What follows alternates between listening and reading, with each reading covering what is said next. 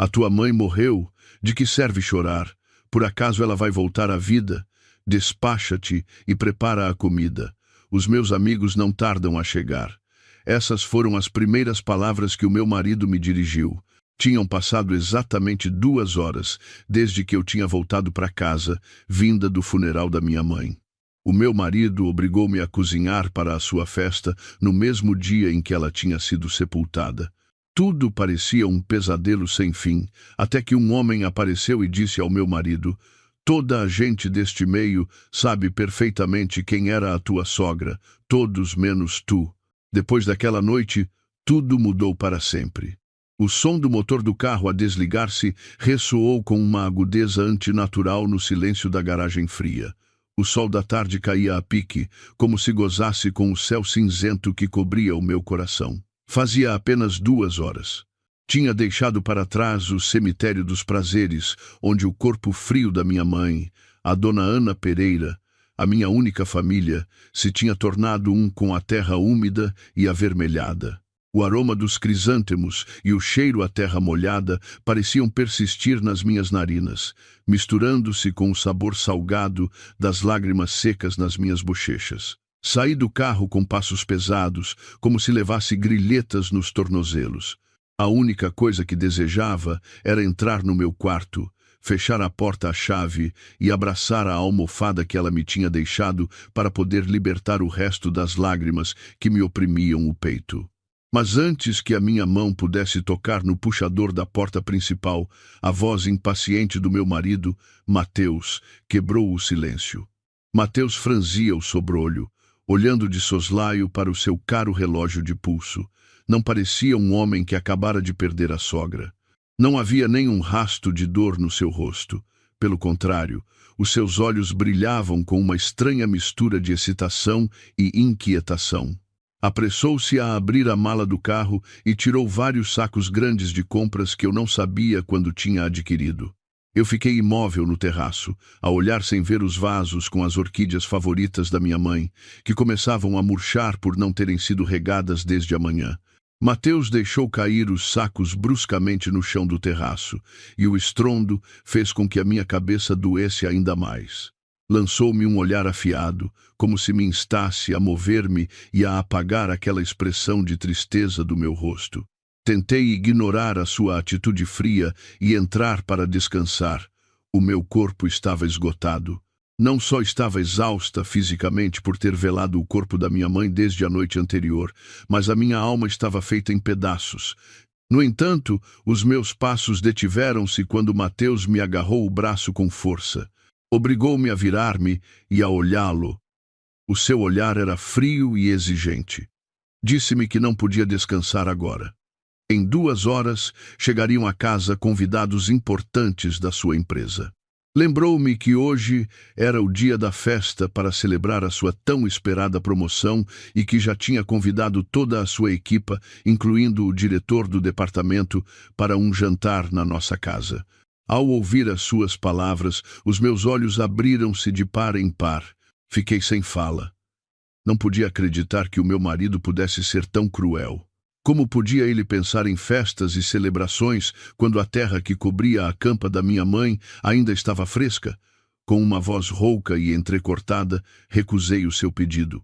Supliquei-lhe que cancelasse o evento, ou pelo menos que o transferisse para outro lugar.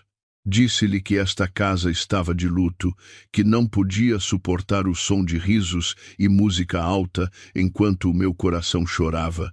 Apelei à sua consciência, tentando lembrar-lhe a bondade da minha mãe em vida, como sempre o tinha apoiado nos momentos difíceis e como sempre nos dava parte da sua modesta pensão para nos ajudar.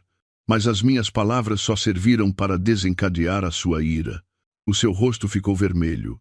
A pressão da sua mão no meu braço intensificou-se a tal ponto que senti que os meus ossos se quebrariam ali mesmo, no terraço da nossa casa.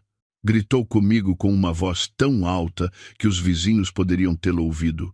As palavras que saíram da sua boca foram como punhais que remexiam na minha ferida aberta. Gritou que a minha mãe já estava morta, que de nada servia continuar a chorar. Disse em voz alta uma frase que nunca esquecerei na minha vida, que chorar não a traria de volta.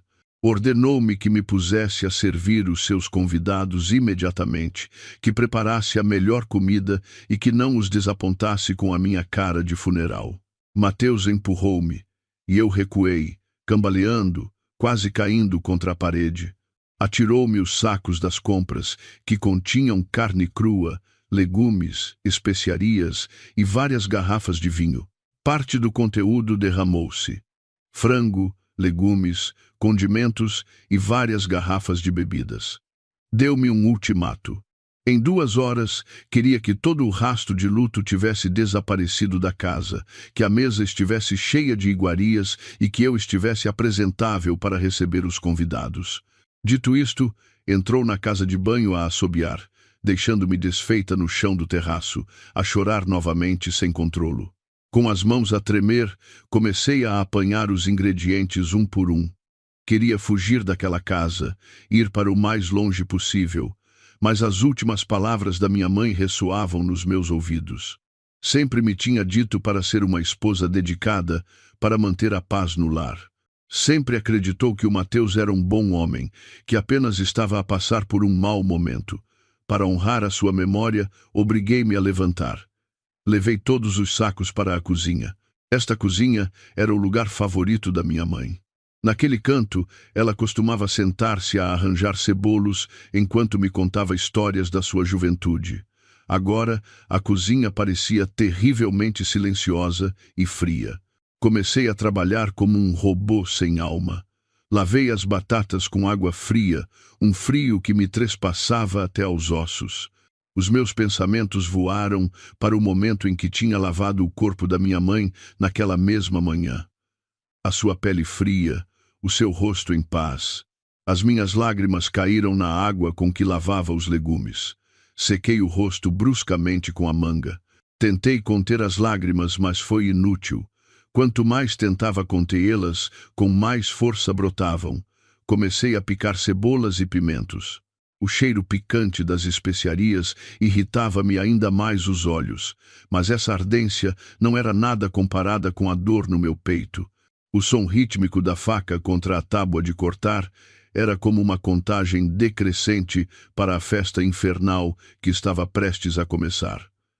Assim que a cozinha estava a postos, dirigi-me à sala. O Mateus queria que o espaço parecesse amplo e luxuoso. Enquanto ele se arranjava em frente ao espelho do quarto, eu tive de mover os pesados sofás sozinha. Varri o chão, que já estava limpo, mas o Mateus insistiu que ainda havia pó. Lavei o chão com uma dor nas costas que me partia em 2. Cada vez que o meu olhar se cruzava com a fotografia da minha mãe pendurada na parede da sala, o meu coração partia-se um pouco mais. O Mateus tinha me ordenado que a tirasse, dizendo que estragava o ambiente festivo, mas eu recusei com um olhar desafiador. Foi o meu único ato de resistência. Finalmente, com um longo grunhido, permitiu que a deixasse no seu lugar. O tempo passava, rápido e cruel. O cheiro da comida começou a encher a casa. Estava a cozinhar um estufado de vitela, gambas ao alhinho e um grande arroz de pato. Pratos que se serviriam numa festa ou num dia de celebração, não num banquete sobre a dor. O suor frio corria-me pelas têmporas. A minha roupa estava encharcada de suor e da água de lavar a louça. Coloquei com esmero os pratos de cerâmica na longa mesa da sala de jantar. Aqueles pratos tinham sido um presente de casamento da minha mãe. Lembrava-me das suas mãos enrugadas a acariciá-los enquanto nos entregava. Agora, seriam usados por pessoas a quem a sua morte não importava. O Mateus saiu do quarto, elegantemente vestido e a cheirar a uma colônia forte. Parecia seguro e arrogante. Inspecionou o meu trabalho como um capataz impiedoso. Provou um pouco do molho do estufado e acenou com a cabeça, sem uma única palavra de agradecimento. Em vez disso, apontou para o meu aspecto desalinhado. Repreendeu-me novamente, dizendo-me para tomar um duche e mudar de roupa rapidamente. Não queria que os seus amigos vissem a sua esposa com um ar de criada desgraçada. Fez questão de que eu devia sorrir, ser amável e atender a qualquer pedido dos convidados. Disse que não queria ver nem uma única queixa, nem uma única lágrima quando chegassem. Arrastei-me para a casa de banho. Debaixo do jato do chuveiro, chorei amargamente. O som da água abafou os meus soluços de angústia. Esfreguei o corpo com força, como se tentasse apagar os restos da mágoa que se me tinham agarrado, mas a mágoa não estava na minha pele, estava no meu sangue e no meu hálito. Depois do duche, vesti um vestido simples e sóbrio. Não me maquilhei, pois não tinha cosméticos que pudessem ocultar os meus olhos inchados. Olhei-me ao espelho, um rosto pálido, olhos sem vida, rodeados de olheiras escuras. Era o rosto de uma filha que tinha perdido a mãe, um rosto obrigado a usar a máscara da felicidade pelo orgulho do seu marido. Quando saí do quarto, o Mateus já estava junto à porta principal. Comentou com sarcasmo que a minha cara continuava patética, mas que não havia tempo para me arranjar mais. Nesse preciso momento, a campainha tocou. O meu coração deu um salto, não de alegria, mas de ansiedade. O primeiro convidado tinha chegado.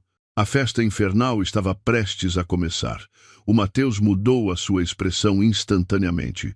Um sorriso falso e radiante desenhou-se nos seus lábios.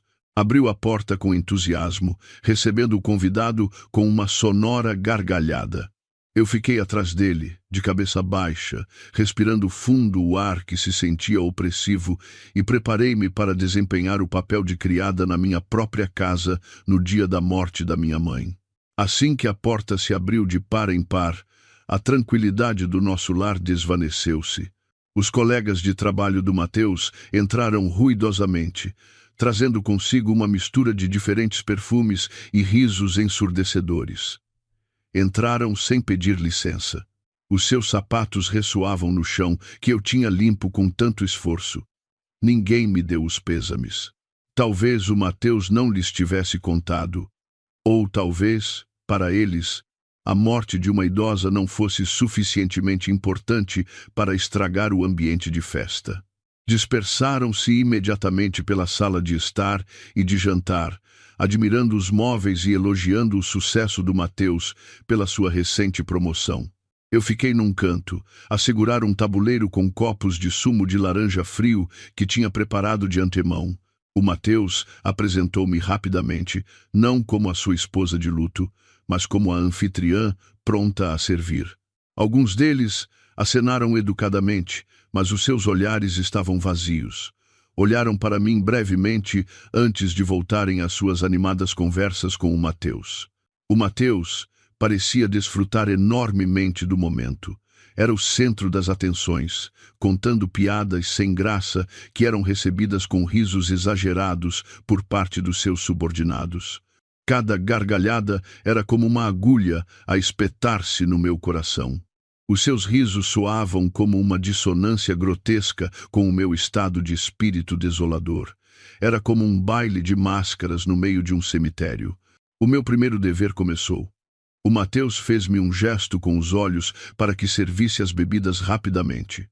Caminhei lentamente, oferecendo o tabuleiro a cada convidado.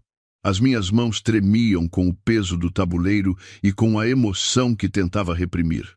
Um dos amigos do Mateus, um homem corpulento, pegou num copo sem sequer me olhar, demasiado ocupado a falar de um novo projeto que iam lançar. Os copos passaram rapidamente de mão em mão. Tive de ir e vir da cozinha para encher o jarro e trazer aperitivos.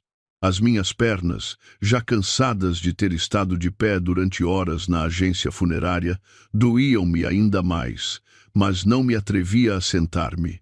O Mateus vigiava-me sempre de soslaio, à distância, garantindo que eu não descansasse nem um segundo. O ambiente tornou-se ainda mais ruidoso quando o segundo grupo chegou. Entre eles, havia uma mulher que se destacava especialmente. Chamava-se Verônica. Era uma colega que o Mateus mencionava frequentemente em casa pelos seus feitos, mas eu conseguia perceber algo mais na forma como o Mateus a olhava. A Verônica entrou com uma atitude muito segura, como se fosse a dona da casa. Cumprimentou o Mateus com familiaridade, chegando a tocar-lhe no braço de uma forma demasiado próxima, enquanto sorria alegremente. O Mateus parecia encantado com a chegada da Verônica. O seu rosto iluminou-se de uma maneira que eu não via quando olhava para mim. A Verônica examinou-me da cabeça aos pés com um olhar de avaliação depreciativo. Não havia um sorriso amável nos seus lábios quando me olhou, apenas um sorriso leve e astuto. O Mateus guiou imediatamente a Verônica e alguns dos seus amigos mais próximos para o lugar mais confortável, o sofá principal. Chamou-me em voz alta e ordenou-me que trouxesse um prato de comida para a Verônica. Disse que a Verônica era uma convidada especial e que devia ser bem atendida. Engoli em seco, contendo a amargura que me subia pelo peito. Trouxe um prato e enchi-o com a comida que tinha preparado antes, entre lágrimas, o estufado de vitela, as gambas ao alhinho e um pedaço de arroz de pato estavam cuidadosamente dispostos no prato. Levei-lhe a Verônica e ofereci-lhe respeitosamente. A Verônica aceitou-o sem uma única palavra de agradecimento. Olhou para ele com um olhar trocista e começou a comer enquanto continuava a falar com o Mateus, ignorando a minha presença enquanto eu esperava de pé pelas suas próximas instruções. O incidente ocorreu num instante. Exatamente quando me preparava para me virar e ir à cozinha buscar uns guardanapos, ouvi de repente o som forte de um prato a cair. Crash! O som da cerâmica a partir-se contra o chão silenciou a sala por um momento. Todos os olhares se dirigiram para o sofá principal. Virei-me e vi o prato que tinha dado a Verônica, feito em cacos no chão. O molho gorduroso do estufado e a comida manchavam o tapete favorito da minha mãe. A Verônica levantou-se com uma expressão de surpresa exagerada e olhou para mim acusadoramente. Gritou com um tom agudo que eu não tinha colocado bem o prato e que lhe tinha escorregado das mãos, mas eu tinha a certeza de que lhe tinha entregue corretamente nas suas mãos. O Mateus reagiu instantaneamente. Em vez de perguntar o que tinha acontecido ou de se preocupar que alguém se pudesse cortar com os pedaços de cerâmica, repreendeu-me à frente de todos. Invectivou-me com palavras duras, chamando-me descuidada e incapaz de servir os convidados adequadamente. A minha cara incendiou-se, uma mistura de vergonha e dor. As lágrimas que eu tinha estado a conter a duras penas voltaram a brotar. Quis defender-me e dizer que a Verônica o tinha deixado cair, mas a minha coragem desvaneceu-se perante o olhar fulminante do Mateus. Sabia que, se o contradissesse, ele ficaria ainda mais zangado e me humilharia pior. Por outro lado, a Verônica adotou uma expressão de vítima. Sacudiu o pé salpicado com um pouco de molho e queixou-se de que os sapatos se tinham manchado. Reunindo o que restava da minha dignidade, ajoelhei-me no chão. Comecei a apanhar os pedaços afiados de cerâmica com as mãos nuas. Alguns convidados olharam para mim com pena, mas ninguém se atreveu a ajudar-me, temendo provocar a ira do Mateus. A Verônica continuava a queixar-se dos sapatos e ordenou-me que limpasse a mancha do tapete rapidamente para que não cheirasse mal. Trouxe um pano e inclinei-me aos pés da Verônica, esfregando a mancha de estufado enquanto tentava conter os soluços para que não se ouvissem. Senti que a minha dignidade era pisoteada sem piedade. Na casa da minha mãe, no dia da sua morte, estava a ser tratada pior que uma criada pelo meu marido e pela sua amiga. Depois de limpar o chão, o Mateus ordenou-me que fosse para a cozinha e não saísse até que a sua raiva passasse. Com os pedaços do prato partido, que tinham sido testemunhas silenciosas da minha humilhação, dirigi-me à cozinha com passo hesitante. Na cozinha, apoiei-me no lava-loiça e abri a torneira ao máximo para abafar o som dos meus soluços, que finalmente se soltaram. Chorei amargamente, chamando pela minha mãe no meu coração. Mãe, olha para a tua filha. Sou eu. Por que é que foste embora tão cedo? Não aguento mais, mãe. O esgotamento físico e mental fazia-me sentir tonta, mas antes que eu pudesse acalmar-me, o Mateus apareceu à porta da cozinha. Não tinha vindo para pedir desculpa. Tinha vindo para me ordenar que descascasse fruta porque os convidados queriam sobremesa. Com as mãos a tremer do choro, sequei as lágrimas bruscamente. Descasquei a fruta. O Mateus voltou para a sala e pouco depois os risos voltaram a ressoar. A música foi aumentada de volume. Pareciam ter esquecido o incidente anterior ou simplesmente não se importavam. Comiam, bebiam e brincavam sobre a minha dor. O relógio marcava as 4 da tarde. O céu lá fora começava a escurecer. Com a tênue esperança de obter um mínimo de compaixão do meu marido, levei o tabuleiro de fruta para a sala e coloquei-o sobre a mesa com a cabeça baixa, tentando evitar o olhar triunfante da Verônica. De repente, no meio do bulício daquela festa asfixiante, ouviu-se o som suave do motor de um carro a parar mesmo em frente ao portão da casa. Não era o som de um carro qualquer, mas o ronronar do motor de um veículo de luxo. Vários convidados que estavam sentados perto da janela olharam para fora e calaram-se instantaneamente. Sussurraram com os rostos tensos. O Mateus, que segurava um copo de sumo e ria às gargalhadas, também se calou de repente ao ver quem saía daquele carro. Um reluzente sedã preto. O tipo de carro que apenas os altos executivos das grandes corporações possuem. Um motorista uniformizado desceu e abriu cortesmente a porta de trás. O ambiente festivo, que até há um momento era um caos, silenciou-se de repente, como se alguém tivesse premido o botão de silêncio. Um dos amigos do Mateus, desconcertado, desligou a música. Todos se puseram de pé com uma atitude desajeitada e respeitosa. Pela porta principal aberta, entrou um homem de meia idade, vestido com um fato impecável e com uma aura de liderança muito intensa. Era o Senhor Moraes, o dono da empresa onde o Mateus trabalhava, o respeitadíssimo presidente. O Mateus ficou pálido. Não esperava de todo que o seu chefe supremo viesse à sua humilde casa. Além disso, não o tinha convidado porque não se considerava a esse nível. O senhor Moraes entrou com uma expressão impassível. Os seus olhos percorreram toda a sala desarrumada e cheia dos restos da festa. Então, o seu olhar deteve-se precisamente nos meus olhos, inchados e avermelhados. O silêncio que caiu sobre a sala contrastava dramaticamente com o barulho da festa de há apenas alguns segundos e tornou-se asfixiante. O presidente Moraes parou no umbral, emanando uma aura de autoridade que intimidaria qualquer um. Usava um fato cinzento escuro de aspecto muito caro que contrastava com as camisas informais dos amigos do Mateus. O seu cabelo, que começava a ficar grisalho, estava penteado para trás com esmero, e o seu olhar penetrante percorreu a sala como se estivesse a realizar uma inspeção surpresa numa filial com problemas. Não havia sorriso no seu rosto, apenas um maxilar firme e uma expressão indecifrável. O corpo do Mateus, que até há um momento se erguia com o queixo alto e arrogante, agora parecia encolhido. O seu rosto, antes avermelhado pela raiva contra mim ou pelas risadas com os amigos, tornara-se pálido como papel. O suor frio começou a perolar na sua testa, e a sua mão, que segurava um copo, tremia tão violentamente que derramou um pouco do seu conteúdo.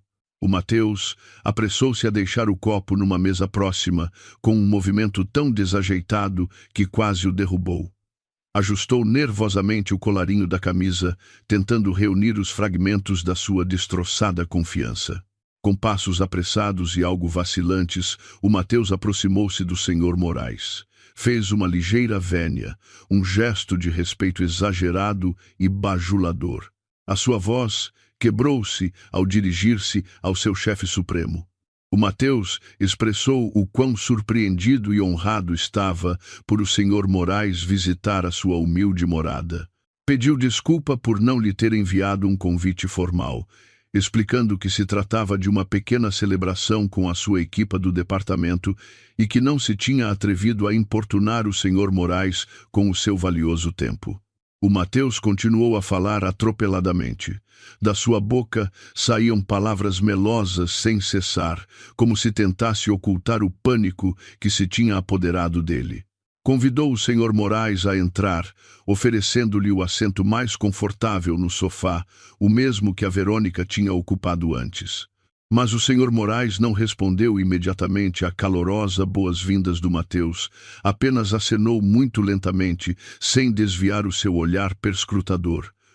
O Sr. Moraes entrou lentamente.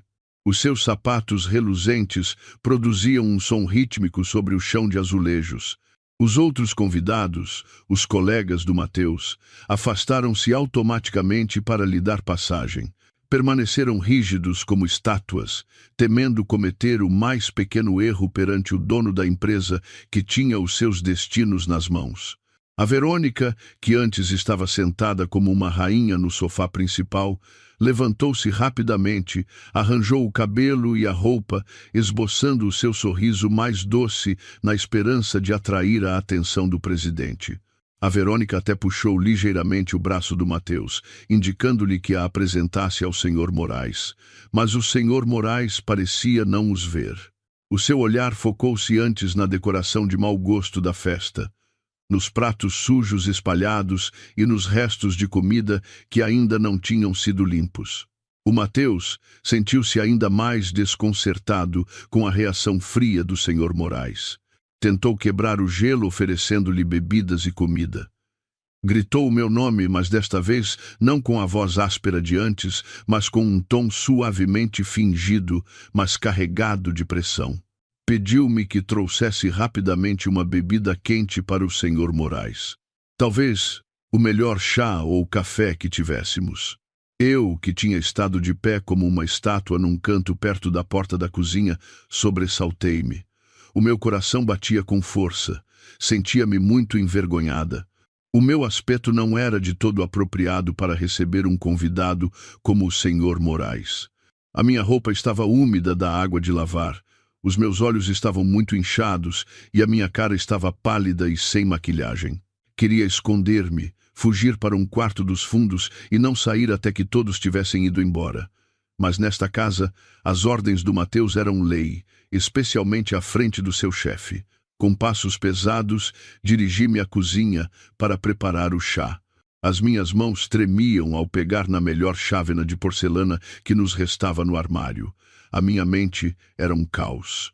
Por que é que o Sr. Moraes estava aqui? O Mateus disse que não o tinha convidado. Era uma coincidência ou havia algum assunto urgente? Enquanto vertia a água quente, pude ouvir a voz do Mateus na sala, ainda a tentar explicar a festa. O Mateus mentiu.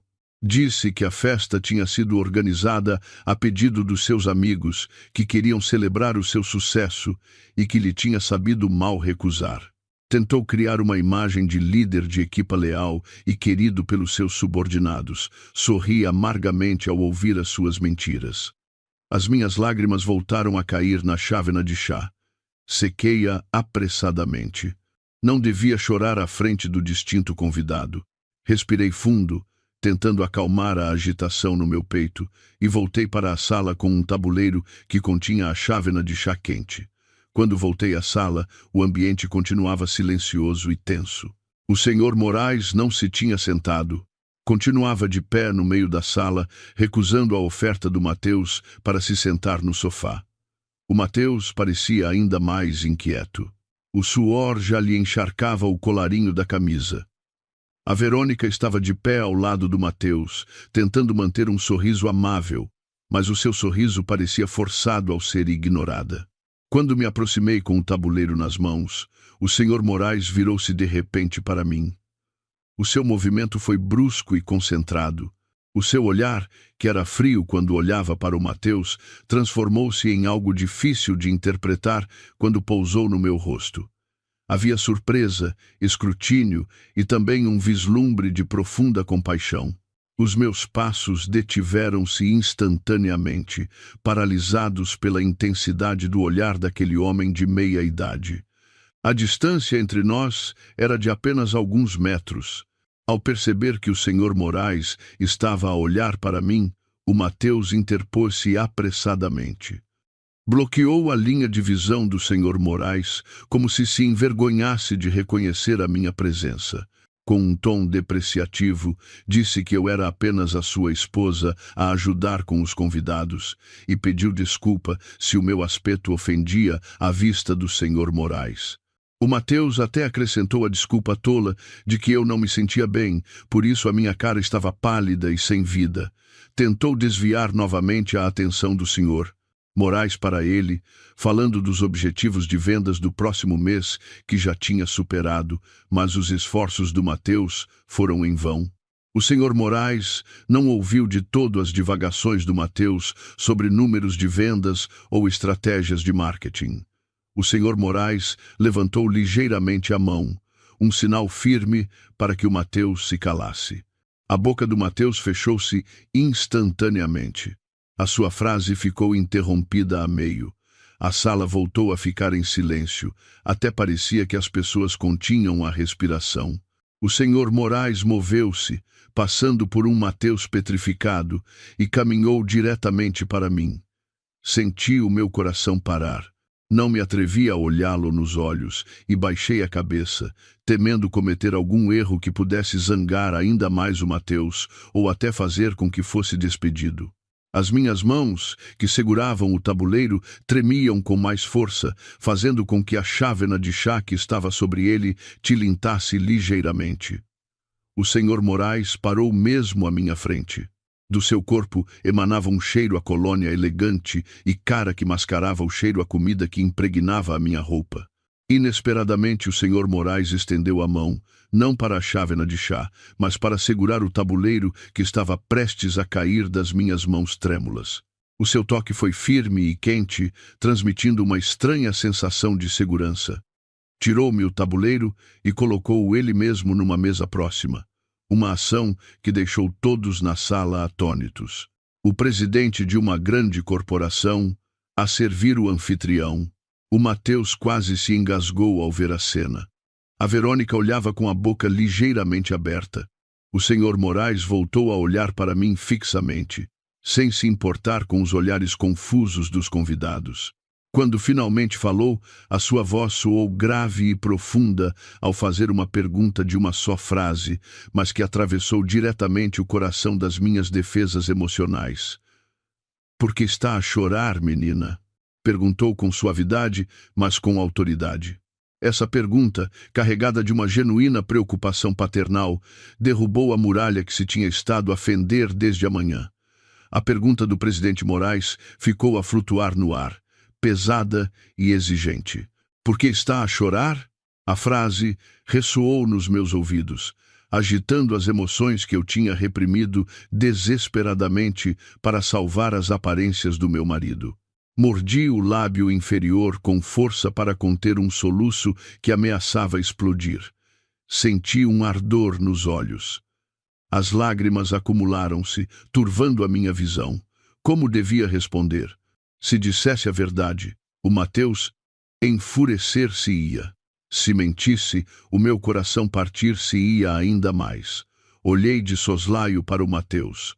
O meu marido fulminava-me com o olhar, uma ameaça clara que dizia: "Não digas disparates."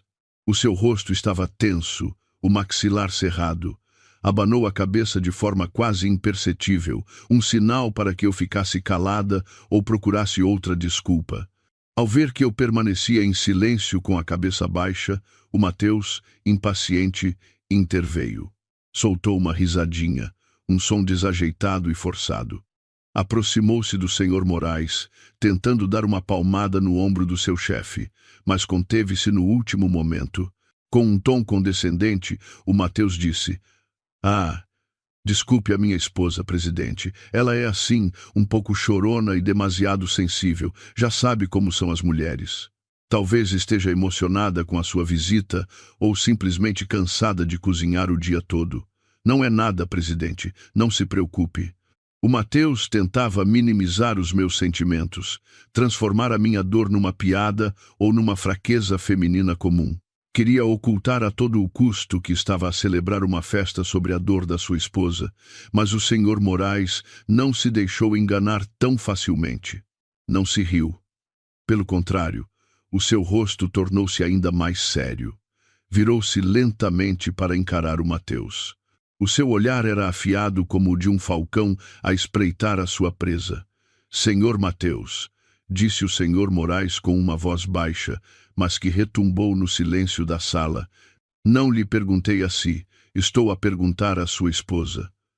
A frase foi curta, concisa e letal. O Mateus calou-se instantaneamente. O seu rosto ficou vermelho de vergonha por ser repreendido à frente dos seus subordinados. A Verônica, que estava perto do Mateus, também baixou a cabeça, sem se atrever a levantar a vista, fingindo ajustar a posição do seu relógio. A situação tinha se invertido. Agora era o Mateus que parecia pequeno e indefeso. O Sr. Moraes voltou-se de novo para mim. A sua expressão suavizou-se, criando um espaço seguro para que eu falasse. Responda, menina. Não tenha medo. Diga a verdade.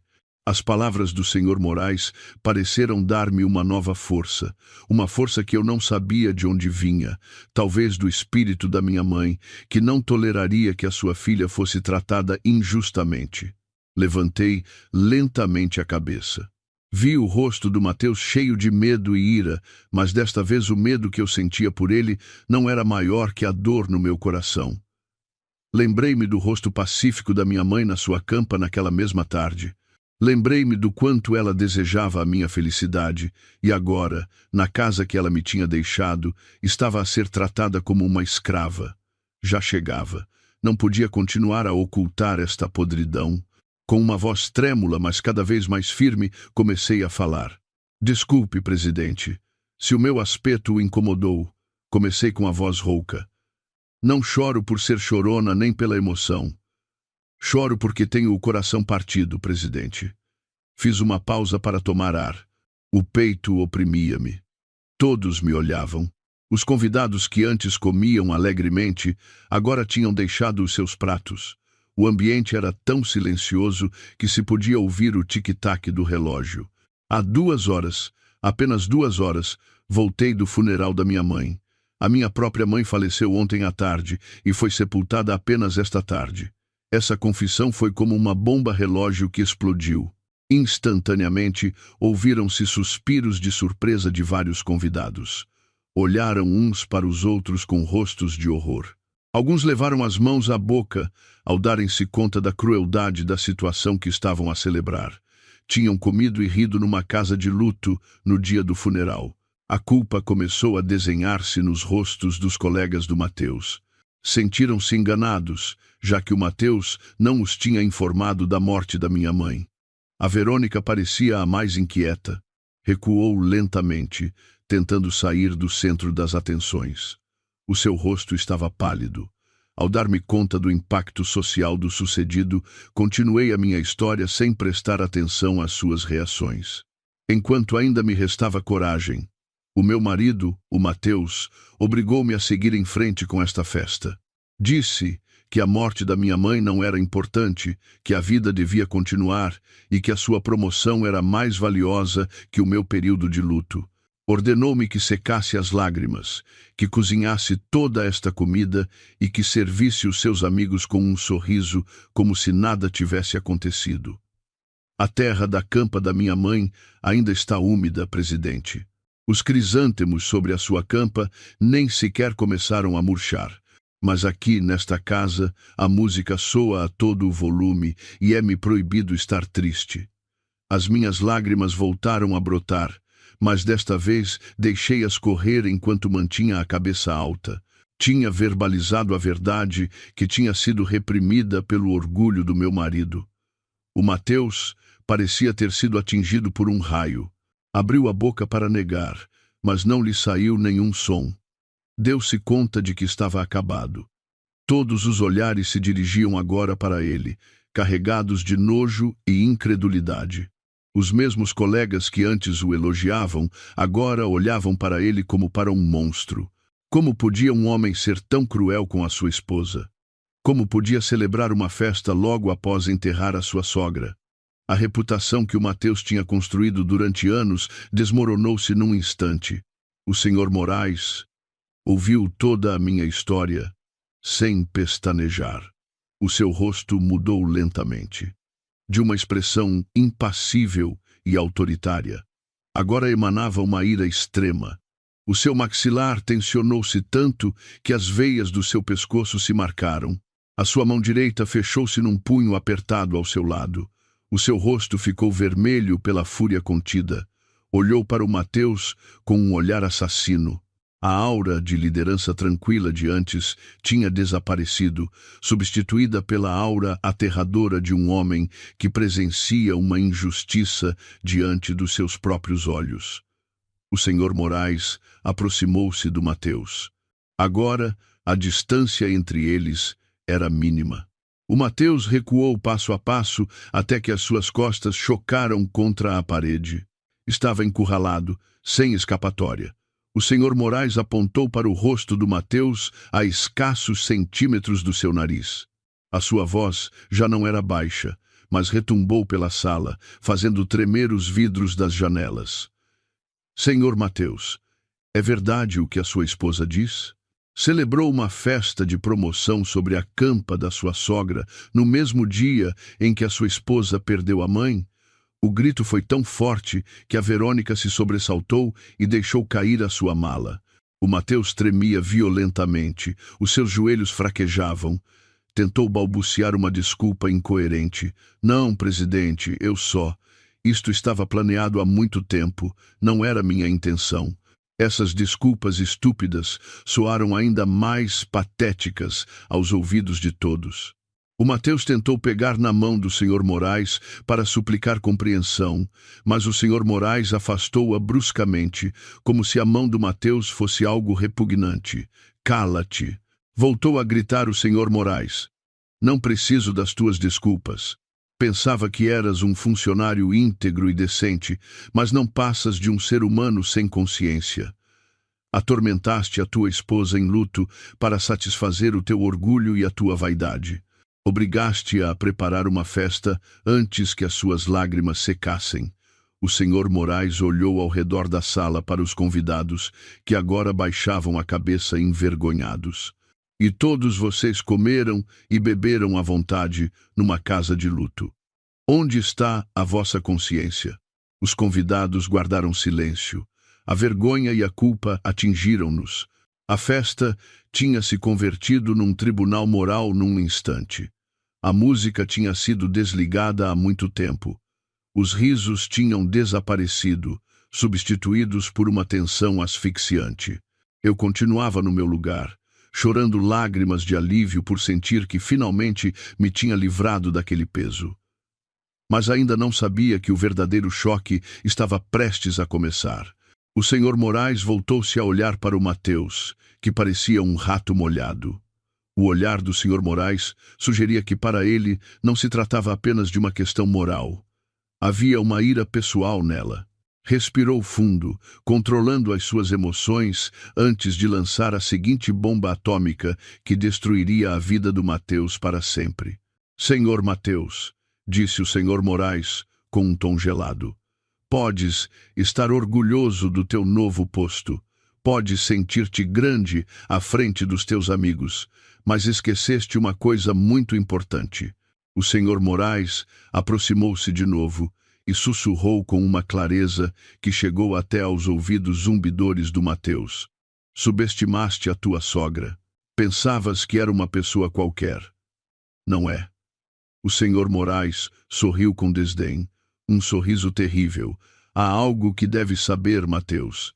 Toda a gente deste meio sabe perfeitamente quem era a tua sogra, a que acaba de falecer. Fez uma pausa dramática, deixando que o medo percorresse cada nervo do Mateus. Todos a conhecem e a respeitam, menos tu, o seu estúpido genro. O Mateus levantou a cabeça. Os seus olhos estavam esbugalhados pela confusão e pelo medo. Não entendia as palavras do Sr. Moraes. A minha sogra era apenas uma professora reformada, pensou. O que tem ela a ver com o mundo dos negócios? Mas ao ver a expressão do Sr. Moraes, o Mateus deu-se conta de que tinha cometido um erro muito maior do que celebrar uma festa inoportuna, um erro do qual se arrependeria toda a vida. As últimas palavras do presidente Moraes ficaram suspensas no ar como um trovão recém-estourado, deixando um eco aterrador nos ouvidos de todos os presentes. O Mateus, com a boca ligeiramente aberta e a piscar rapidamente, parecia estar a tentar processar a informação que acabava de entrar no seu cérebro, mas a sua lógica arrogante recusava-se a aceitar lá. O seu rosto, antes pálido, agora mostrava uma expressão de patética confusão. Tentou esboçar uma pequena risada, um som seco que resultou extremamente inapropriado no meio da tensão asfixiante. Reunindo os últimos vestígios da sua arrogância, o Mateus tentou negar a realidade que se lhe apresentava. Sacudiu lentamente a cabeça e olhou para o Sr. Moraes com um olhar estúpido e condescendente, como se o presidente acabasse de contar uma piada sem graça. O Mateus deu um pequeno passo em frente, um ato incrivelmente presunçoso, como se tentasse pôr-se ao mesmo nível que o Sr. Moraes. Com uma voz que tentava soar o mais indiferente possível, o Mateus disse que o Sr. Moraes devia estar confundido de pessoa ou mal informado.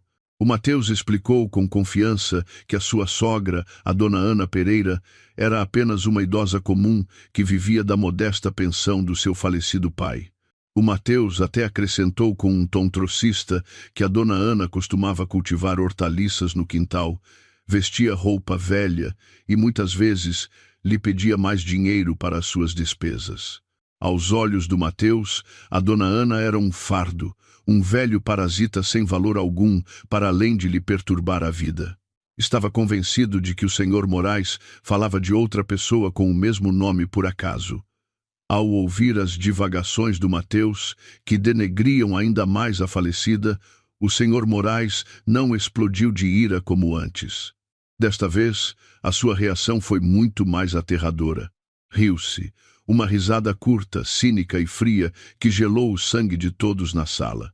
O Sr. Moraes olhou para o Mateus como quem olha para um pequeno inseto repugnante que não sabe que está prestes a ser esmagado. Começou a caminhar lentamente ao redor do Mateus, como se observasse uma peça de exposição defeituosa. O som dos passos do Sr. Moraes sobre o chão de azulejos ressoava com força no silêncio da sala. Os convidados, incluindo a Verônica, contiveram a respiração, intuindo que uma revelação monumental estava prestes a acontecer. A Verônica, de pé num canto, começou a sentir-se desconfortável. O seu instinto dizia-lhe que tinha apostado no cavalo errado. O Sr. Moraes parou mesmo em frente ao Mateus, olhando-o profundamente nos olhos. Com uma voz tranquila, mas carregada de força em cada sílaba, o Sr. Moraes começou a falar. Disse que a ignorância do Mateus demonstrava o quão cegos tinham estado a sua mente e os seus olhos todo este tempo. O Sr. Moraes explicou que a dona Ana tinha escolhido uma vida simples, afastada do luxo, e tinha evitado a atenção pública, mas revelou que por trás daquela roupa modesta e daquelas mãos manchadas de terra da horta, a dona Ana era o cérebro genial por trás da fundação da gigantesca corporação para a qual o Mateus trabalhava. Era a fundadora e a acionista maioritária, com autoridade absoluta sobre a direção da empresa. Durante anos, a dona Ana tinha controlado o negócio a partir da sombra, permitindo que executivos como o Sr. Moraes fossem a cara pública, enquanto ela desfrutava de uma vida tranquila com a sua filha. O Mateus recuou como se tivesse recebido uma bofetada de uma mão invisível. As suas pernas fraquejaram instantaneamente. A sua memória recuou rapidamente no tempo. Lembrou-se de quantas vezes tinha repreendido a dona Ana por assuntos triviais, como a comida estar insossa ou o chão não estar suficientemente limpo. Lembrou-se do momento em que lhe gritou quando a dona Ana lhe pediu dinheiro para os seus medicamentos, quando na realidade, se quisesse, poderia ter comprado o hospital inteiro. Lembrou-se de como sempre se tinha gabado diante da dona Ana de ser o pilar da família, presumindo do seu salário, que não passavam de migalhas em comparação com a fortuna da sua sogra. Uma vergonha extrema, misturada com um medo paralisante, começou a apoderar-se dele. Tinha estado a insultar a chefe do seu chefe, a dona do trono ao qual ele suplicava pelo seu sustento. O Sr. Moraes ainda não tinha terminado. Voltou a apontar para o rosto do Mateus, desta vez com o dedo indicador a tremer pela emoção contida. Gritou em voz alta para que todos na sala ouvissem esta dolorosa verdade. O Sr. Moraes disse: Mateus, toda a gente deste meio, todos os meus colegas, todos os grandes investidores sabem quem é a dona Ana. Inclinam-se perante ela em sinal de respeito. Honram a sua sabedoria e o seu poder. Todos sabem o quão grande ela é. Menos tu. As palavras menos tu foram pronunciadas num tom agudo que atingiu o peito do Mateus. O Sr. Moraes continuou, dizendo que o Mateus era a única pessoa que tinha estado fisicamente mais perto da dona Ana. Vivia sob o mesmo teto. Comia na mesma mesa. Mas em mente e conhecimento, era a pessoa mais distante. A estupidez e a arrogância do Mateus tinham-no cegado, impedindo-o de ver o diamante que tinha na sua própria casa. O Mateus desabou no chão. As suas pernas já não conseguiam suster o seu corpo trêmulo. O seu rosto estava pálido como o de um cadáver. Olhava para o chão vazio com um olhar perdido. O seu orgulho estava feito em cacos. O seu futuro estava feito em cacos. Os seus colegas de empresa olhavam-no com uma mistura de espanto, nojo e pena. Sussurravam, dando-se conta de que tinham estado a adorar o homem errado. Tinham acabado de estar na casa da dona da empresa, a comer a comida preparada pela filha da dona da empresa, e tinham gozado com a morte da própria dona da empresa. A culpa esmagou-os. Um a um, começaram a recuar lentamente em direção à saída, desejando escapar rapidamente desta situação tão vergonhosa. A Verônica, ao dar-se conta de que o Mateus já não era um ativo valioso, mas um passivo perigoso, manteve-se em silêncio.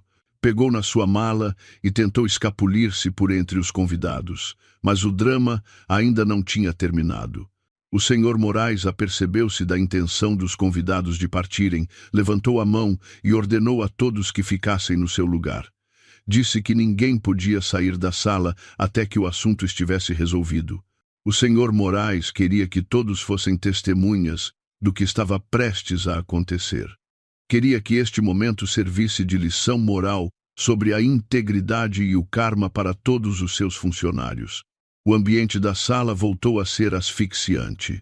Ninguém se atreveu a contradizer a ordem do presidente. Todos permaneceram como estátuas, com a cabeça baixa, esperando um castigo ou, no mínimo, um longo sermão. Mas o Sr. Moraes não tinha intenção de sermonear. Voltou-se para mim. O seu olhar suavizou-se instantaneamente. Chamou o seu secretário pessoal, que esperava lá fora, para que trouxesse uma pasta de couro preta. Eu continuava no meu lugar, paralisada em silêncio. As minhas lágrimas já se tinham secado, substituídas por um choque monumental. Sabia que a minha mãe tinha poupanças, mas nunca imaginei que fosse uma magnata. Nunca mo tinha contado. Sempre me tinha ensinado a ser austera, a viver com gratidão. Afinal, tudo era a sua maneira de me educar para que eu não me cegasse com a riqueza. E agora eu entendia por que a minha mãe sorria sempre com paciência cada vez que o Mateus a menosprezava. Ela não era fraca, simplesmente observava o teatro do Mateus com compaixão. Estava a pôr à prova o seu genro, e o Mateus tinha reprovado estrondosamente. Doeu-me o coração ao pensar na solidão da minha mãe, guardando este segredo para proteger o meu casamento. O secretário do Sr. Moraes, um jovem de óculos e fato impecável, entrou na sala com passo firme. Nas suas mãos, levava uma pasta de couro preta de aspecto muito importante. Fez uma respeitosa vénia ao Sr. Moraes e depois a mim. Era a primeira vez que um estranho me fazia uma vénia nesta casa. Normalmente, os convidados do Mateus tratavam-me como um ser invisível ou uma criada gratuita. O secretário colocou a pasta sobre a mesa de centro suja com os restos da festa. O som do fecho da pasta ao abrir-se, um clique, ressoou com agudeza no silêncio asfixiante. O Mateus, que estava desabado no chão, levantou ligeiramente a cabeça. Os seus olhos cravaram-se na pasta com uma mistura de medo e curiosidade cobiçosa. Talvez em algum canto do seu coração podre ainda esperasse que lhe coubesse uma pequena parte. O Sr. Moraes tirou um grande envelope pardo selado com cera vermelha com o logótipo oficial de um cartório. Segurou o envelope com cuidado, como se fosse uma relíquia muito valiosa. Explicou a todos os presentes que a sua visita de hoje não era, na realidade, para assistir à estúpida festa do Mateus, mas para executar a última vontade da falecida Dona Ana. O Sr. Moraes contou que, uma semana antes de falecer, a Dona Ana tinha chamado secretamente o notário e a ele ao hospital para redigir este testamento. A Dona Ana pressentia que o seu tempo se esgotava e queria garantir que o futuro da sua única filha estivesse assegurado, e também queria dar o seu juízo final ao seu genro. O Sr. Moraes rasgou lentamente o selo do envelope. O som do papel a rasgar-se foi doloroso. Tirou várias folhas de papel grosso. O Mateus conteve a respiração. Podia-se ver como o seu pescoço se tensionava. A Verônica, presa perto da porta, também aguçou o ouvido. A sua natureza materialista fazia-a sentir curiosidade pela quantidade de bens que seriam mencionados.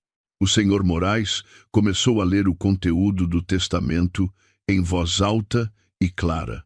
O primeiro ponto especificava a lista de bens da Dona Ana, uma lista tão longa que deixaria de boca aberta qualquer um que a ouvisse. Desde a participação maioritária na empresa-mãe onde o Mateus trabalhava, até vários edifícios comerciais no centro da cidade, vastas extensões de terreno nos arredores e enormes depósitos de dinheiro em diversos bancos. Até se revelou que esta mesma casa em que vivíamos, a propriedade do terreno e do edifício, estava inteiramente em nome da Dona Ana, apesar de o Mateus sempre ter afirmado tê-la remodelado com o seu próprio esforço. Ao ouvir a lista de bens, a expressão do rosto do Mateus mudava a cada segundo, passando do espanto à admiração e ao arrependimento extremo, agarrou a cabeça com frustração. Agora dava-se conta de que tinha estado a dormir sobre uma montanha de ouro enquanto tratava a dona desse ouro como lixo. Se ao menos tivesse sido um pouco mais amável com a Dona Ana, se a tivesse cuidado de verdade, talvez agora estivesse a desfrutar de todos esses luxos. A cobiça era evidente nos olhos do Mateus. Começou a imaginar a vida de luxo que lhe tinha escapado das mãos.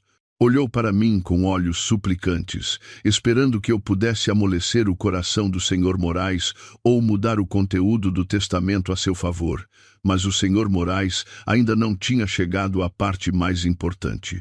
Pigarreou, para voltar a centrar a atenção de todos. Leu a cláusula crucial, o coração do testamento, uma cláusula especial que a Dona Ana tinha redigido ela mesma com sumo cuidado. O Sr. Moraes leu a frase: "Todos os meus bens, ações, propriedades imobiliárias e dinheiro em numerário serão herdados na sua totalidade pela minha única filha, Valentina. Ao meu genro Mateus não lhe corresponderá nem um único cêntimo, a menos que..." O Sr. Moraes fez uma pausa, fazendo o coração do Mateus bater com esperança. Há um a menos que, ainda há esperança, pensou o Mateus. O Sr. Moraes continuou com um tom ainda mais frio, a menos que se demonstre que o Mateus foi um marido fiel, que respeitou e amou a minha filha e a mim até o final dos meus dias. Mas, se demonstrar que o Mateus feriu o coração da minha filha, me negligenciou na minha velhice ou teve um comportamento inapropriado, este direito de herança ser-lhe-á fechado para sempre e qualquer acesso financeiro que eu lhe pudesse ter proporcionado através da empresa será retirado de imediato. O Sr. Moraes fechou o documento com força. Um som seco ressoou. Olhou para o Mateus com um olhar assassino. E hoje, senhor Mateus, diante dos meus próprios olhos e perante dezenas de testemunhas, demonstrou que não cumpre essa cláusula de exceção. Fez tudo o contrário. Celebrou uma festa sobre a dor da sua esposa. Insultou-me a mim e a falecida. Portanto, pela presente, o testamento da dona Ana entra em vigor na sua totalidade. O senhor não recebe nada, nem um cêntimo. O Mateus gritou. O seu grito não era de dor, mas de raiva e desespero. O grito de um perdedor que tinha perdido tudo. Tentou levantar-se e abalançar-se sobre a mesa para arrebatar os documentos, gritando que era injusto, que como marido tinha direito aos bens da sua esposa. Mas antes que pudesse tocar na mesa, 2 corpulentos guarda-costas do senhor Moraes imobilizaram-no instantaneamente, torceram-lhe os braços às costas e o Mateus gemeu de dor. O Mateus debateu-se como um louco, amaldiçoando o senhor Moraes, a dona Ana e até a mim. A sua máscara tinha caído por completo. A sua natureza violenta e cobiçosa ficou exposta perante todos. Eu olhei para o Mateus com um olhar vazio. O amor que uma vez lhe tive, um amor que lhe dei sinceramente, apesar de ser ferida muitas vezes, agora tinha desaparecido sem deixar rasto. Ao vê-lo enlouquecer por uma herança quando a campa da minha mãe ainda estava fresca, dei-me conta de que nunca me tinha amado. Apenas se amava a si mesmo e a comodidade que eu lhe proporcionava. Mãe, tinhas razão. Esta prova abriu-me os olhos. Aproximei-me da mesa e pus-me ao lado do senhor Moraes. Pousei a minha mão sobre o testamento. O papel sentia-se frio, mas nele podia sentir o caloroso amor da minha mãe. Tinha-me protegido, mesmo depois da sua morte. Tinha-se assegurado de que eu não seria usada pelo homem errado. O senhor Moraes voltou-se para mim e acenou com a cabeça em sinal de respeito. Senhora Valentina, disse ele, esse tratamento fez com que o Mateus reagisse de forma ainda mais histérica, porque agora o meu estatuto era muito superior ao dele. Segundo a vontade da sua mãe, a partir deste momento, a senhora é a proprietária legal de ditos bens e, como acionista maioritária, tem poder de voto nas decisões da empresa, incluindo o destino dos funcionários imorais. O senhor Moraes olhou fixamente para o Mateus e para a Verônica. Essa frase foi o sinal para o contra-ataque. Agora, o poder estava nas minhas mãos. Olhei para a Verônica, que agora estava pálida como papel. Deu-se conta de que a sua carreira estava à beira do abismo. Tentou sorrir-me, um sorriso que era uma mistura de medo e bajulação, mas eu virei-lhe as costas. O ambiente da sala tinha mudado 180 graus. Os convidados que antes me menosprezavam, agora baixavam a cabeça com temor. Deram-se conta de que os seus empregos poderiam depender do meu estado de espírito, mas não me interessavam. A minha atenção centrava-se unicamente nos 2 traidores que tinha à minha frente, o Mateus e a Verônica. Respirei fundo, inalando o ar da liberdade, misturado com o aroma da dor. Era hora de limpar o lixo da minha vida, tal como antes tinha limpado o lixo da sua festa. O senhor Moraes fez outro sinal ao seu secretário. O secretário pegou num tablet e ligou-o. Além do testamento, disse o senhor Moraes, olhando alternadamente para a Verônica e para o Mateus, a nossa equipa de auditoria interna encontrou algumas transações suspeitas realizadas pelo senhor Mateus durante o seu mandato. E, curiosamente, esse padrão de despesas coincide com o luxuoso estilo de vida de uma funcionária. O senhor Moraes olhou fixamente para a Verônica. Senhora Verônica, talvez nos possa explicar como conseguiu malas de designer e joias caras com o salário de uma funcionária normal, porque os nossos dados mostram que os fundos da empresa, desviados pelo senhor Mateus, fluíram para os objetos que a senhora usa neste momento. Os olhos do Mateus esbugalharam-se. Tinha se esquecido de que tinha cometido pequenos desfalques para agradar a Verônica, pensando que ninguém revisaria os detalhes das despesas operacionais. Mas agora, sob a auditoria direta do presidente, todas as suas malfeitorias vieram à luz. O rosto da Verônica transformou-se numa máscara de puro terror. Tremia violentamente. A mala cara que segurava caiu ao chão. O segredo da sua aventura e da sua corrupção foi exposto de uma só vez. Já não se tratava de uma herança perdida, mas de uma possível pena de prisão. O ambiente da sala, que tinha estado mortalmente silencioso, transformou-se num acalorado tribunal. O secretário do presidente Moraes levantou o tablet, girando-o lentamente para que todos pudessem ver as provas incriminatórias no ecrã. Os olhos do Mateus abriram-se de par em par, como se fossem saltar-lhe das órbitas. No ecrã, mostrava-se claramente uma série de números e transações que ele tinha mantido ocultas por trás de montes de relatórios financeiros falsos. O Mateus achava-se inteligente. Pensava que podia enganar o sistema de auditoria da empresa, dividindo grandes despesas em pequenos recibos sob conceitos como despesas de operações ou atenção a clientes. Mas tinha se esquecido de que a empresa para a qual trabalhava tinha sido fundada pela sua falecida sogra e que os seus sistemas de vigilância eram muito mais sofisticados do que a sua mente retorcida. O presidente Moraes apontou para o ecrã do tablet com um dedo acusador. Começou a detalhar os pecados do Mateus, um por um, diante da sua esposa e da sua amante. A voz do presidente era monótona, mas afiada, rasgando os últimos vestígios do orgulho do Mateus. Leu uma transação de há um mês para a compra de uma mala de designer numa boutique de luxo. A data coincidia com o dia em que o Mateus me disse que tinha de trabalhar a noite toda devido a uma auditoria surpresa. Afinal, a sua auditoria consistia em ir às compras de luxo com a Verônica usando o cartão de crédito da empresa. Senti uma opressão no peito, não por ciúmes, mas por um profundo nojo. Enquanto eu poupava em casa para pagar a conta da luz, o meu marido esbanjava o dinheiro da empresa noutra mulher.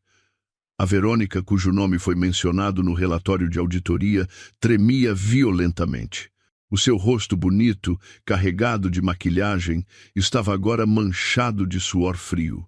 Abanou a cabeça, entrando em pânico, e tentou livrar-se da forma mais cobarde possível. A Verônica gritou com voz aguda, afirmando que não tinha ideia da origem do dinheiro.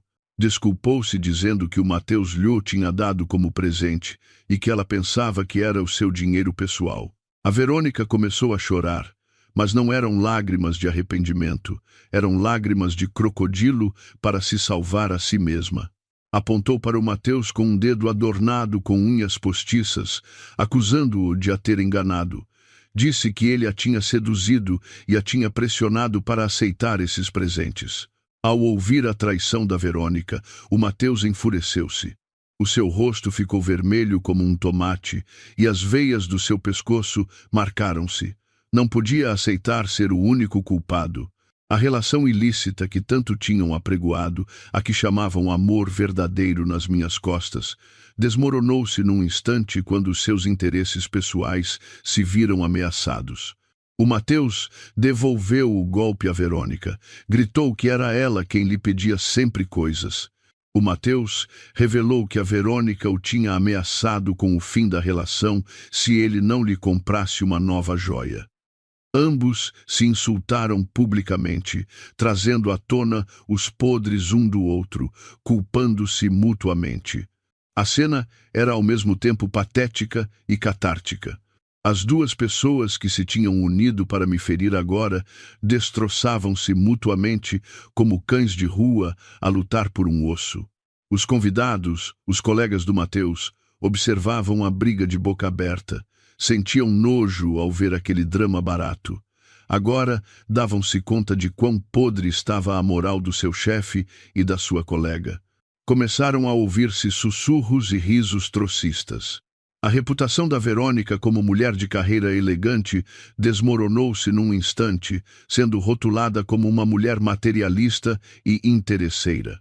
A reputação do Mateus como marido fiel e líder sábio também se desvaneceu, convertendo-se num corrupto estúpido e infiel. No meio do caos, o presidente Moraes fez um sinal ao seu secretário para que reproduzisse um vídeo. Era uma gravação da câmara de segurança de um restaurante de luxo. No ecrã, via-se claramente o Mateus e a Verônica num jantar romântico, de mãos dadas e a rir felizes. A data do vídeo era o nosso 3º aniversário de casamento. Nesse dia, o Mateus tinha me dito que lhe doía o estômago e que se tinha deitado cedo no nosso quarto. Afinal, depois de eu adormecer, exausta com as tarefas domésticas, ele tinha se escapado para se encontrar com a Verônica. Ao ver essa prova visual, o meu coração sentiu-se como se uma mão gigante o espremesse. Doía, era amargo, mas estranhamente também senti alívio. Alívio porque todas as minhas suspeitas se confirmaram. Eu não estava louca, não era paranoica. O meu instinto de esposa estava certo. Eram uns traidores. Aproximei-me do casal que continuava a discutir. Os meus passos eram tranquilos, mas cada um deles silenciou-os. Talvez a aura de autoridade que eu tinha herdado da dona Ana corresse agora nas minhas veias. Olhei diretamente nos olhos da Verônica. A mulher baixou a cabeça instantaneamente, sem se atrever a suster o meu olhar. Antes, tinha-me menosprezado pelo meu aspecto simples, mas agora parecia muito pequena diante de mim. Falei com uma voz baixa, mas potente. Disse a Verônica que sabia de tudo há muito tempo, mas que tinha guardado silêncio, esperando que o Mateus mudasse. Mas, afinal, o meu silêncio tinha-os encorajado ainda mais. Apontei para os pratos de comida espalhados sobre a mesa, a mesma comida que a Verônica tinha provado e desprezado antes. Disse-lhe, com um tom gelado, que desfrutasse daquela última refeição. Disse-lhe que era a última refeição que comeria confortavelmente nesta casa e talvez a última refeição decente antes de enfrentar a justiça. As minhas palavras aterrorizaram ainda mais a Verônica. Tentou pegar na minha mão suplicando perdão, chamando-me querida Valentina numa tentativa de familiaridade, mas afastei a sua mão com nojo. Não precisava das desculpas da mulher que tinha destroçado o meu lar e insultado a minha mãe no dia do seu funeral. O presidente Moraes olhou para mim com orgulho. Viu em mim o reflexo da dona Ana. Voltou a tomar o controle da situação. Com voz firme, o presidente Moraes declarou que estas provas eram mais do que suficientes para os levar à justiça. O desvio de fundos da empresa não era um assunto menor, era um crime penal. O presidente Moraes ordenou aos seus guarda-costas que confiscassem a mala e as joias que a Verônica usava nesse momento como prova. Esses objetos tinham sido comprados com dinheiro da empresa e, tecnicamente, eram propriedade da empresa. A Verônica gritou histericamente. Quando o guarda-costas lhe pediu que tirasse o relógio e a mala de designer, foi completamente humilhada e despojada dos seus luxos diante de todas as pessoas que antes a tinham admirado. A sua máscara partiu-se por completo, revelando a sua verdadeira natureza cobiçosa e cobarde. O Mateus observou como a Verônica era tratada como uma delinquente e soube que ele era o próximo. A realidade atingiu-o com uma força brutal. O cargo de diretor que acabava de celebrar tinha se esfumado. A herança com que sonhava tinha se desvanecido. A amante de que se gabava revelou-se uma inimiga latente e a esposa que ele tinha pisoteado agora tinha o controle total do seu destino. As pernas do Mateus cederam. Caiu de joelhos mesmo à minha frente. O homem que me tinha gritado e insultado há 2 horas. O homem que me tinha ordenado que servisse os seus convidados como uma criada, agora ajoelhava-se aos meus pés como um mendigo miserável. As lágrimas brotaram do rosto do Mateus. O ranho corria-lhe, misturando-se com as lágrimas, fazendo com que a sua cara parecesse extremamente repugnante. Começou a soluçar e a suplicar perdão. Agarrou-se à bainha do meu vestido, tentando beijar-me os pés. Disse que tinha perdido a cabeça, que o estresse do trabalho era tão grande que tinha procurado uma via de escape. Disse que podia jurar por Deus que ainda me amava. Suplicou-me que me lembrasse das belas recordações do nosso namoro, dos doces começos do nosso casamento. Rogou-me que o perdoasse e que retirasse a queixa do presidente Moraes pelo nosso amor, pelos nossos sagrados votos matrimoniais. Até prometeu mudar, ser um bom marido, rezar muito, fazer qualquer coisa se eu lhe desse uma segunda oportunidade. Ao ouvir essas bajulações baratas e essas promessas batidas, senti náuseas. Talvez a antiga eu, a mulher estúpida que sempre acreditou que ele podia mudar se tivesse abrandado ao ver as suas lágrimas. Mas a morte da minha mãe e os acontecimentos de hoje tinham matado essa antiga Valentina. Olhei para o Mateus com um olhar vazio e sem emoções. Lembrei-me da reação do Mateus quando voltei do funeral e estava a chorar. Essa frase ressoou claramente nos meus ouvidos. De que serve chorar? A tua mãe não vai voltar à vida. Essa frase era agora um bumerangue que voltava para o atingir. Dei um passo atrás, libertando o meu vestido da sua mão suja. Olhei-o de cima com uma voz tranquila, mas penetrante. Devolvi-lhe as suas próprias palavras. Perguntei-lhe, por que choras? Disse-lhe, de nada serve chorar agora. As tuas lágrimas não vão restaurar a confiança quebrada. As tuas lágrimas não vão reviver o respeito que eu te tinha. Disse-lhe que deixasse o drama, que não ia mudar nenhuma decisão. Disse-lhe que as suas lágrimas eram falsas, que chorava por ter perdido os seus bens e a sua posição, não por se arrepender de nos ter ferido, a mim e a minha mãe. O presidente Moraes, que estava ao meu lado como um protetor, finalmente ditou a sentença final, com uma voz suficientemente alta para que todos os convidados que restavam a ouvissem. O presidente Moraes pronunciou as palavras de despedimento.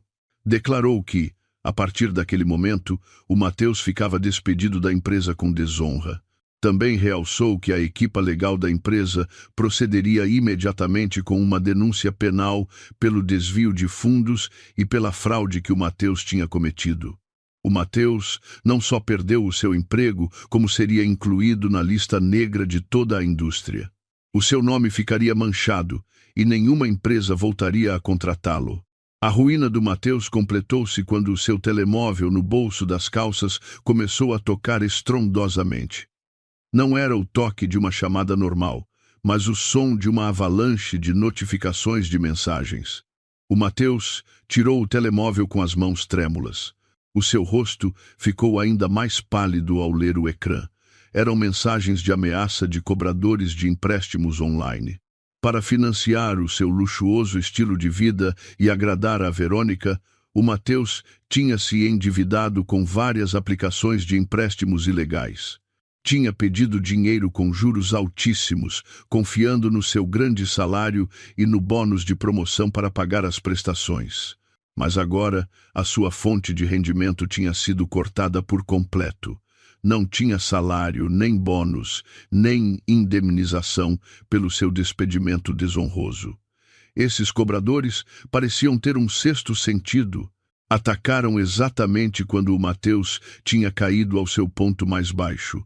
O telemóvel continuou a tocar.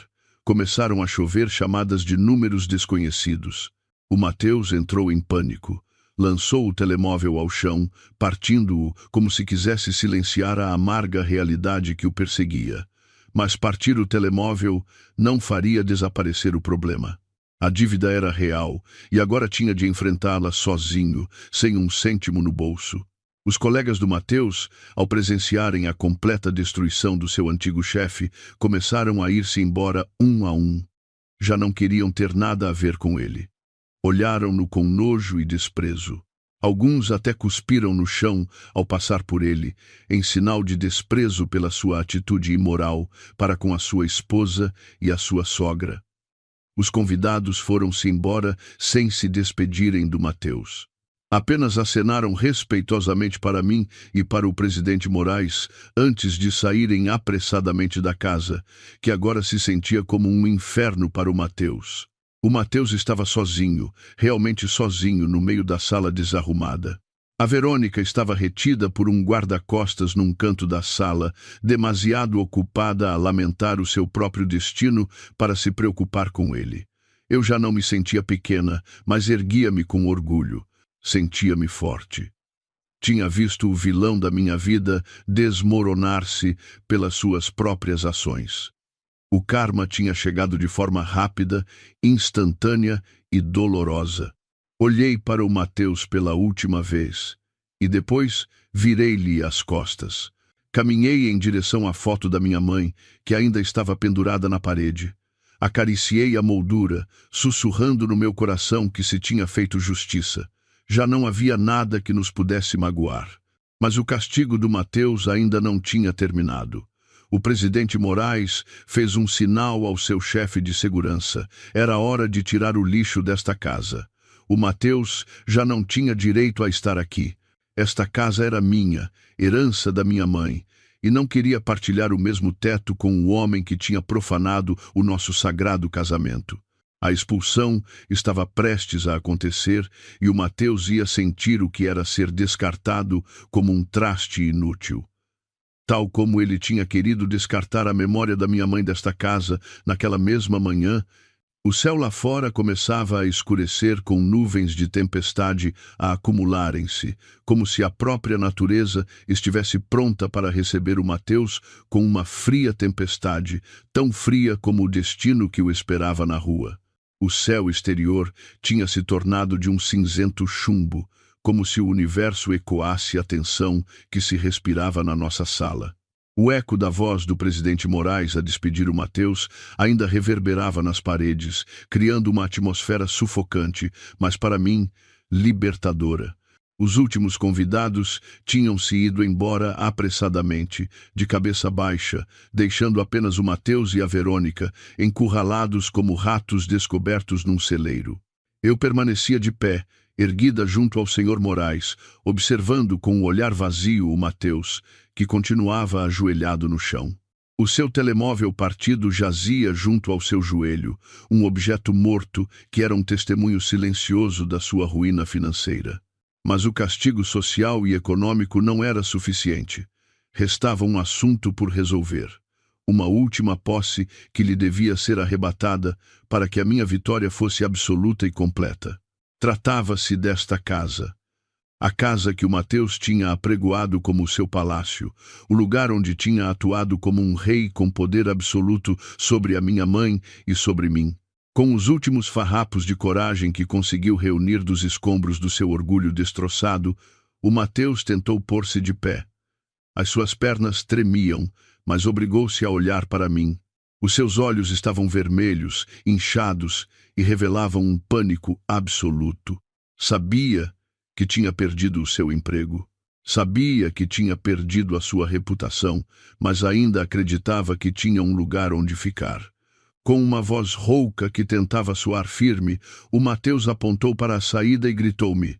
Estava a expulsar-me. Disse que, se eu realmente queria romper com ele e pôr-me do lado do senhor Moraes, tinha de ir embora da sua casa. O Mateus proclamou aos gritos que esta casa era o fruto do seu suor, o seu lar, pelo qual pagava a hipoteca todos os meses, e que eu não tinha direito a ficar se não lhe obedecesse. Gritou que eu podia ficar com toda a herança da minha mãe, mas que esta casa era sua. Olhei-o com profunda lástima. Que patético era o homem que tinha à minha frente. Tinha vivido tanto tempo na fantasia que ele mesmo tinha criado, que se tinha esquecido do que era real e do que era mentira. Não respondi aos seus gritos. Simplesmente virei-me lentamente para o senhor Moraes, indicando-lhe que era hora de jogar a última carta. O senhor Moraes acenou compreensivo. Voltou a tirar da pasta do seu secretário uma outra pasta, desta vez de cor azul escura, diferente da do testamento. O senhor Moraes atirou a pasta sobre a mesa, em frente ao Mateus. A pasta deslizou suavemente e parou mesmo em frente a um ofegante Mateus.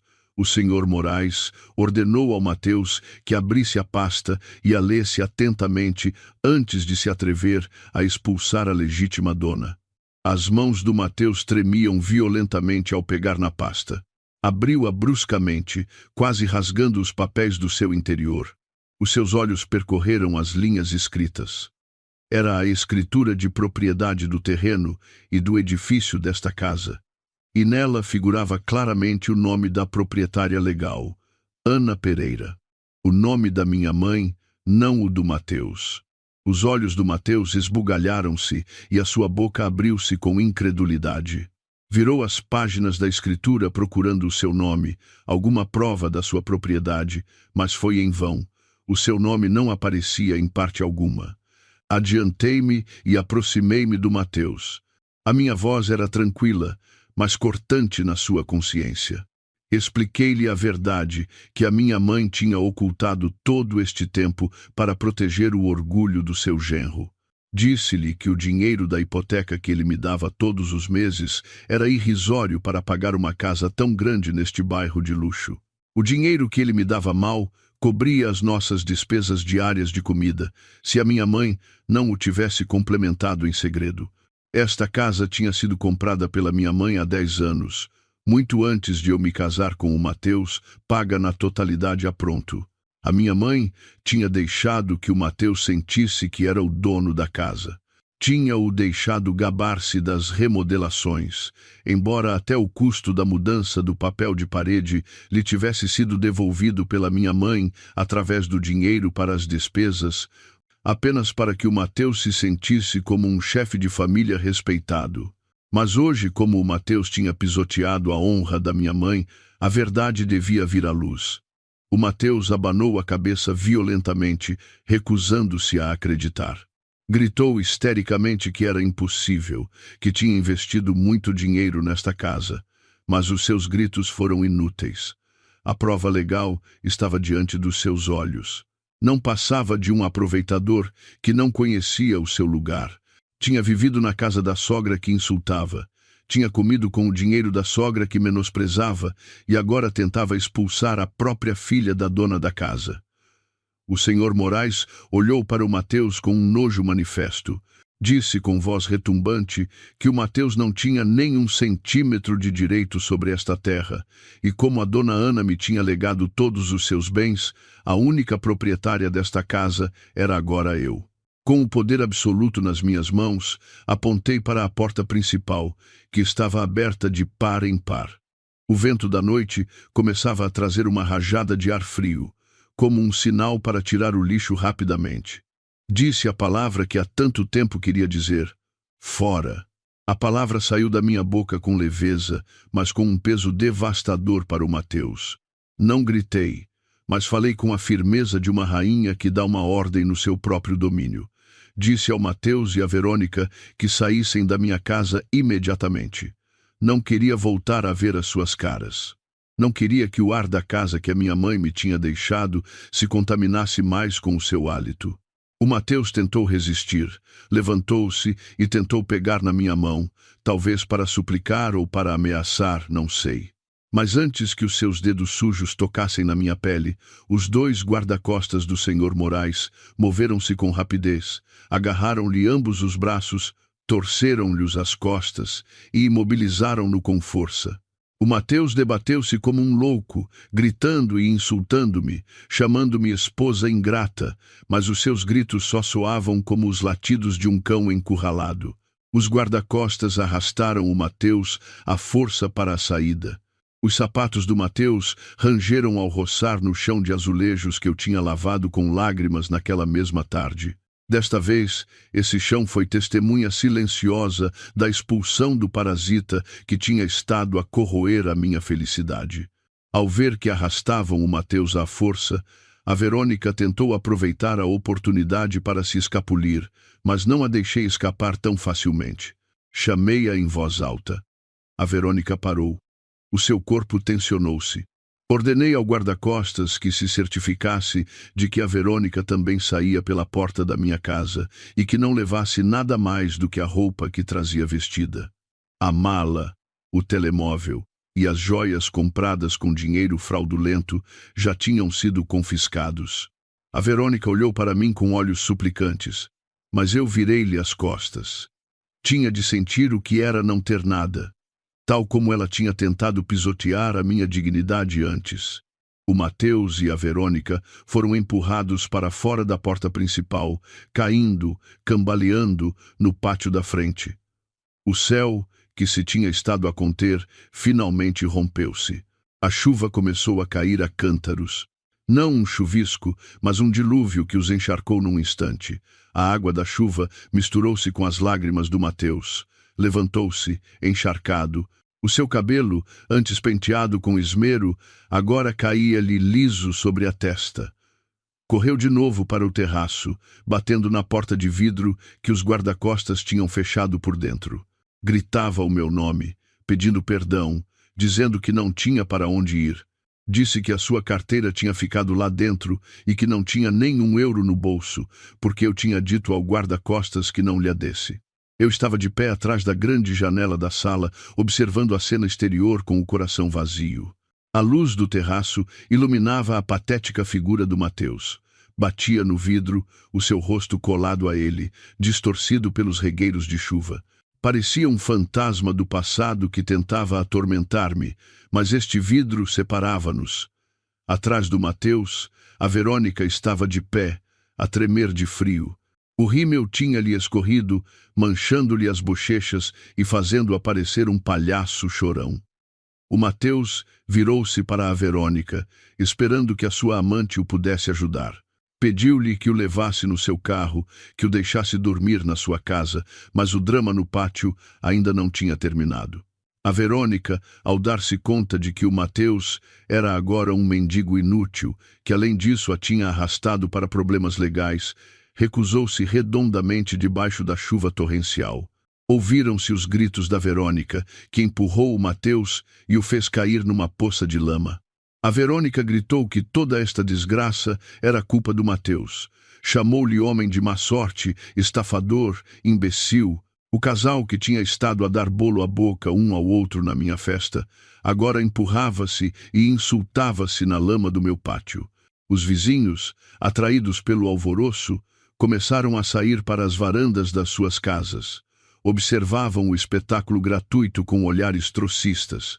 A reputação do Mateus neste bairro tinha se desmoronado por completo. Agora todos conheciam a sua verdadeira face. Finalmente, envergonhada de ser vista pelos vizinhos e pelo frio que lhe trespassava os ossos, a Verônica foi-se embora a correr debaixo da chuva, saindo do pátio da minha casa sem voltar a olhar para o Mateus. Deixou-o sozinho, atirado na lama. O Mateus tentou segui-la, mas escorregou. Caiu e levantou-se, caminhando, cambaleando, para o portão que se tinha aberto automaticamente. O guarda-costas do Sr. Moraes, depois de se certificar de que o Mateus tinha atravessado o limiar do portão, premindo um botão do comando à distância. O robusto e alto portão de ferro fechou-se lentamente, separando para sempre o meu mundo do Mateus. O Mateus ficou do lado de fora do portão, agarrado às frias grades, olhando para esta casa que agora brilhava, quente e luminosa. Deu-se conta de que as portas do paraíso em que tinha estado a viver se tinham fechado para sempre e que agora tinha de enfrentar o inferno terreno que ele mesmo tinha criado. Virei-me e afastei-me da janela. Não queria voltar a vê-lo. Respirei fundo, inalando o ar da sala, que agora se sentia mais espaçosa, embora ainda desarrumada. O Sr. Moraes deu-me uma suave palmada no ombro e dedicou-me um sorriso paternal e encorajador.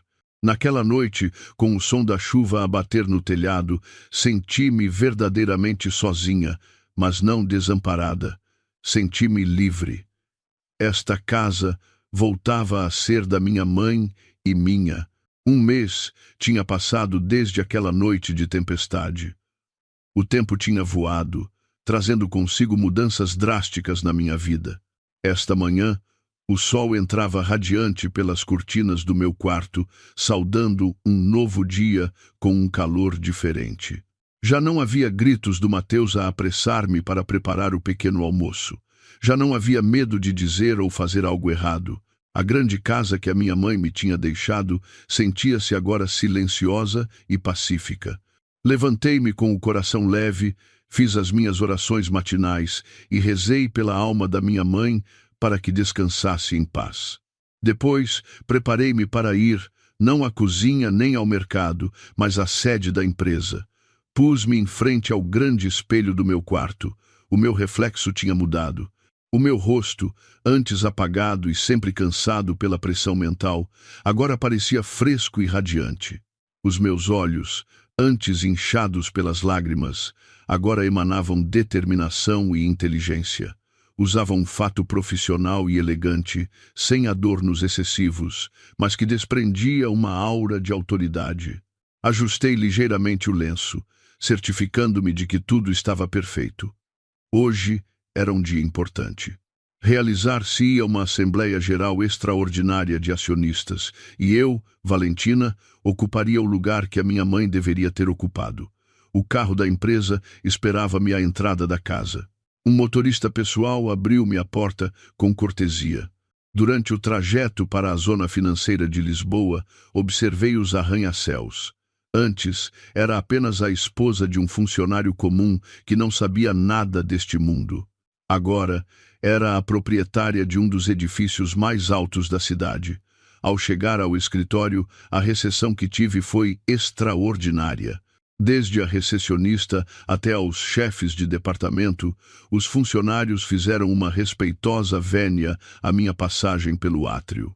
Ouvi sussurros de admiração.